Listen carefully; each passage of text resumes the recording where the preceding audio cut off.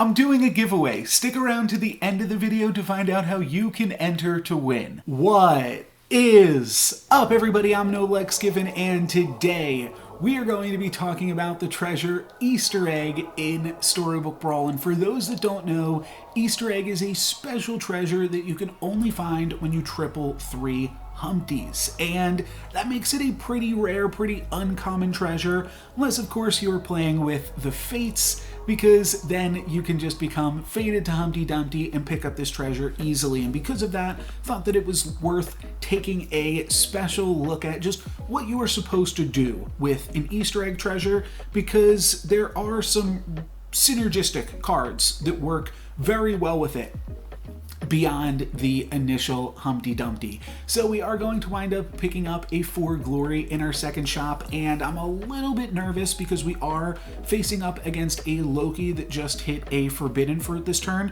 so they are going to have 3 characters, but I figured at least one of my eggs will survive, and then my 4 Glory will give me back another unit. Both of my eggs are actually going to survive though, so this is great. I get a free Cindy, I get to triple the egg, pick up this Easter egg treasure, and Easter egg is especially good with the Fates because Fates gives your upgraded characters +3/+3, and Easter egg gives your upgraded characters +3/+3. So now my upgraded characters have +6/+6, which for right now is just going to be this Easter egg. I could lock on to a pair of unicorns, but that's really not what I want to do with the treasure. You will see what I want to do with it though a little bit.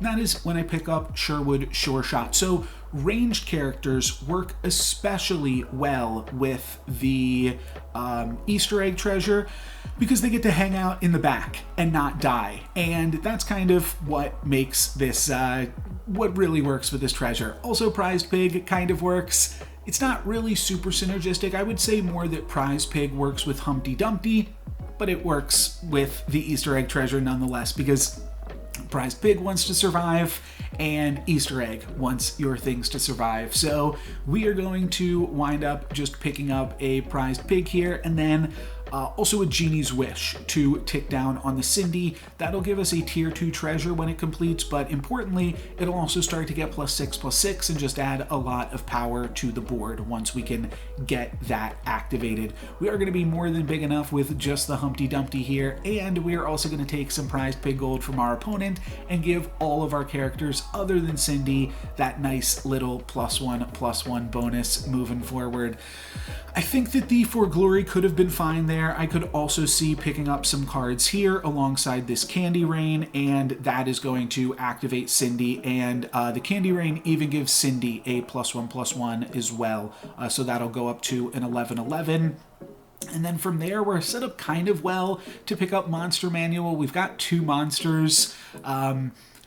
It's definitely a little bit anti-synergy to play Monster Manual alongside the Easter egg, but it actually does build to something good intentionally that I am playing with for the future, and we'll talk about that a little bit more as that starts to come up later. But the one thing that we do see is that the Mummy is just very strong. That's going to trade 2 for 1 and just allow us to have a really, really strong board here. I'll pick up another Crafty, and then I don't hate picking up a Spinning Gold. I mean, we're just winning. So yeah, grabbing some additional stats in all of this seems good. And then I'm not really going to worry about the Water Wraith. The main reason being that there's a lot of cards that I want to pick up next turn. I am noticing right now that we are up against a 40 health Wonder Waddle. And for that, we could consider just cutting our Humpty Dumpty, cutting our losses. But I'd rather lose the Humpty Dumpty and win the Spinning Gold and win the Prized Pig coin. So that's what I'm going for here. For better or worse, we are potentially willing to lose our egg at this stage of the game, but once we hit 4.0, there are some really, really good characters to work alongside Easter egg. And I guess I'll start to talk about those things a little bit now. So once you hit tier 4, Sporko and a Lady of the Lake are just really, really powerful units that work very well in terms of if you are trying to keep them alive for the Easter egg of it all. And Easter egg, or Humpty Dumpty rather, is going to stay alive. I am a little bit afraid of that Wonder Waddle down the line, but for now, we move on with 3 bonus gold, not from the prized pig, but from the spinning gold there. So that could definitely be good for us. And then here we get the opportunity to pick up Sporko. We'll use that to support the Sherwood Sure Shot as well as a mummy. And I'm somewhat interested in Monster Manual just because it's a good card, but the main synergy that I want to take advantage of with this treasure selection is Sporko, Lady of the Lake, and Friendly Spirit. That's like the trifecta of units that I want to build on and that I think could be really strong. You do see that I'm also considering here just using the True Love's Kiss either on the Chupacabra or on the Humpty Dumpty just to grab us an upgraded tier 3 unit. I definitely consider all of those things. Ultimately, a little bit of decision paralysis there. Don't quite come to any good decisions by the end of it and just wind up rolling down, which is a little bit unfortunate, but let's smarten up for this turn. Let's pick up the Friendly Spirit, and that's definitely the direction that we want to go in. It is a monster for the Monster Manual, and then it is just going to be good at pumping up our characters in the back line. I'm also going to wind up picking up a Crafty this turn, which is just an absolutely massive unit, and then we can pick up the Rune Stones to go along with that. That's kind of cool. Or we could pick up the Lock Chest. I think that ultimately, I think I go for the Rune Stones. Yeah, it's kind of a tough decision. I think that both have interesting trade-offs is basically what I'm getting at. But that we could potentially find some cool treasures and pivot out of this strategy in a unique way with that potentially. So yeah, we'll see how we wind up moving forward with this. I wind up deciding to play the Water Wraith over the Cindy as a 13-7 that is going to scale. I think is probably a little bit better than playing the 12-12 or 11-11 Cindy, whatever that was. The Mummy going to be pretty good for us, and then it is a ranged battle in the back line, and all of our ranged units are going to survive and get a few more Easter egg triggers. And as those triggers continue to happen, you can see that both of our ranged backline units just barely survived because of previous Easter egg hits on them, and then this Easter egg hit, that gives them another Easter egg hit, and it all kind of snowballs and compounds from there and is pretty cool. And you know what? If we're winning, if we want to just keep winning and keep doing strong stuff, I think that Merlin's Test is also a good use of our gold here. Though I dial that back a little bit when I realize that we are on 4.2, which means saving these cards in my hand, saving this econ, could be really beneficial for us when we hit 5.0 next turn, because maybe we want to do some other sweet stuff with that. So it's kind of what I'm considering, and I think I talk myself back into it before the end of the turn, though I don't quite remember, because I can really see it going either way. Fortunately, we haven't found any Lady of the Lakes yet, which is what we ultimately want to do. It's the cleanest way to pivot with an Easter egg comp. You pick up Sporko's Lady of the Lakes and Friendly Spirits, and then you just kind of continue to pick up those same cards when you're level 5. Then you eventually pick up Princess Peas and Good Boys once you are level 6. We are going to lose our egg there to Loki, so that part is unfortunate, but we will get to pick up a Lady of the Lake now, which we can use to support this other stuff that we got going on.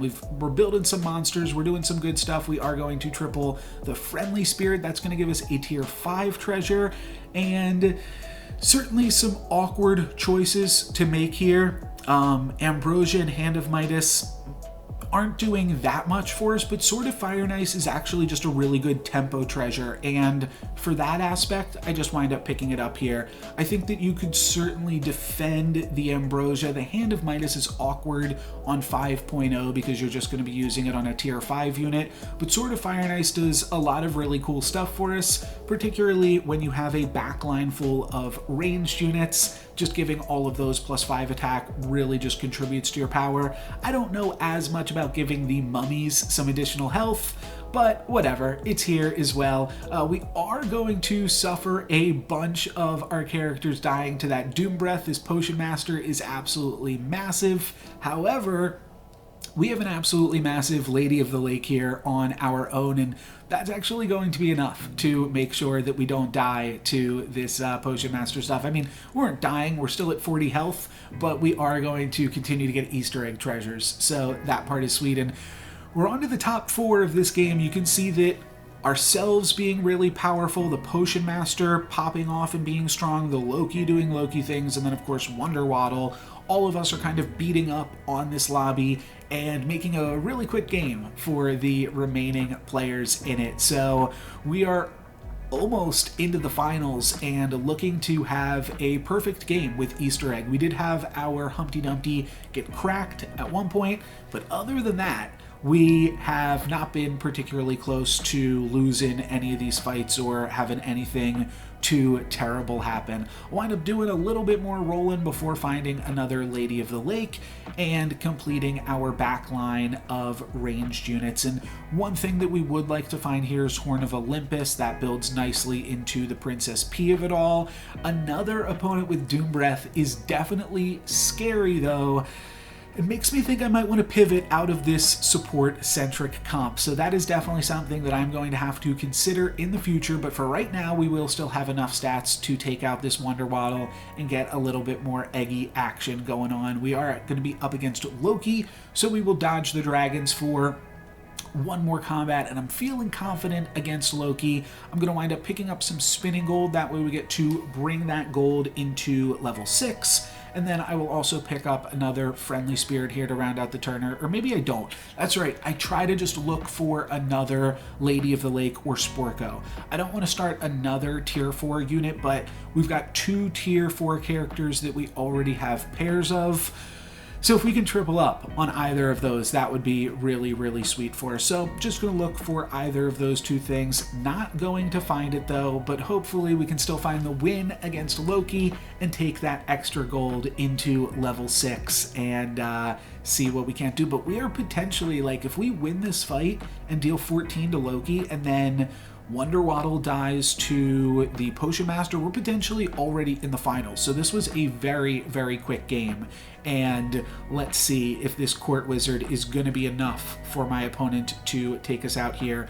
Our Mummy is not good enough that it finds the Court Wizard, so we do just have to battle through this Juliet, and it looks like we've got enough stats to do so. Court Wizard is just kind of tickling us over here, and our friendly spirit has done enough to get us to this point. So, not quite the finals. We are going to be playing up against Potion Master, who has a bunch of scam and has the dragon and is doing some really powerful stuff here. I am going to stop down and pick up a Hercules. I felt like we have still potentially enough time to activate it because Hercules activates so quickly now, though that might have just been a mistake. It might just be wrong to pick up Hercules with so little time left to go in the game.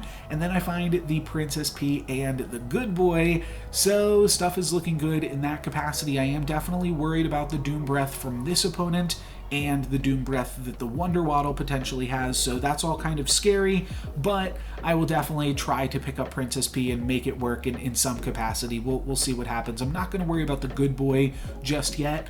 One other thing is I should have moved the Hercules over in front of the Sporko, give it 35 attack. That way it only needed 1 combat to activate. However, we get lucky enough that our friendly spirit lands on Hercules, and that is going to immediately allow us to activate that this turn. Just have to worry about getting scammed from the pumpkin of this ghost. And unfortunately, it's not even scam. They just straight up beat us. We lose to a ghost after having an undefeated game, which is kind of a bummer because I felt like we were doing so good outside of that, and now we just have to figure out how we are going to end this game off, and I think we're going to leave it up to Pandora's box. We'll see what is inside of that.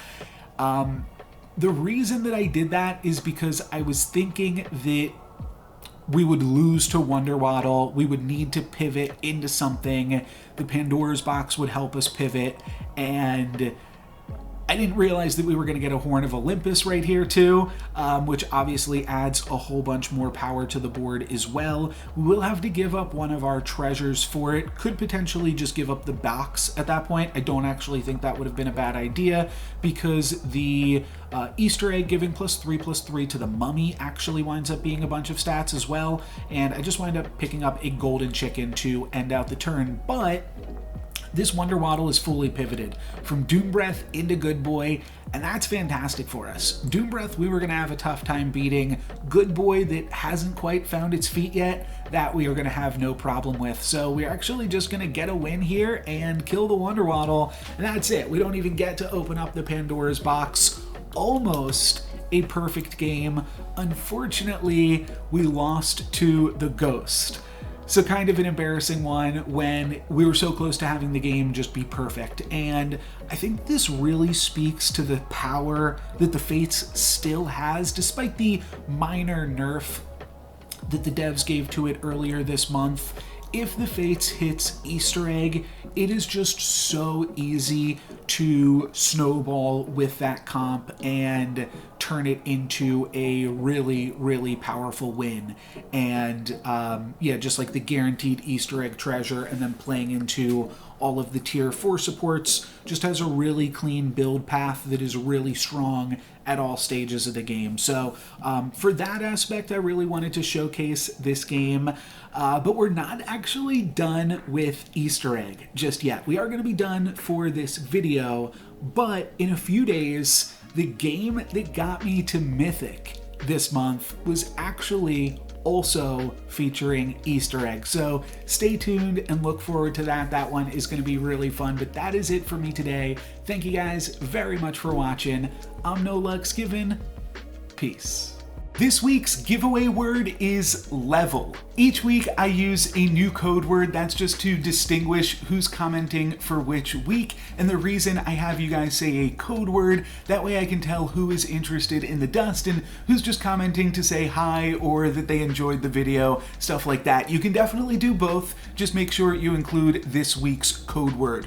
You can also enter as many times as you want per week, once per video. You can go back, leave comments on old videos, just make sure they include this week's word, but there's no limit to how many times you can enter, other than, I guess, the amount of videos that I have. And I've been putting out a bunch of Storybook Brawl videos since last October, so yeah, there are a bunch of opportunities to enter to win. You can go through the backlog and watch some of those, but it's been really fun to receive the comments from you guys, get that level of interaction. You can also come join me on my Discord, which I'm trying to grow right now, just so that I have, one, feedback on my titles and thumbnails and things like that, but I also have some fun ideas for special game modes that I could make work with lobbies of players in the future. So feel free to check that out as well. There is a link to that in the video description,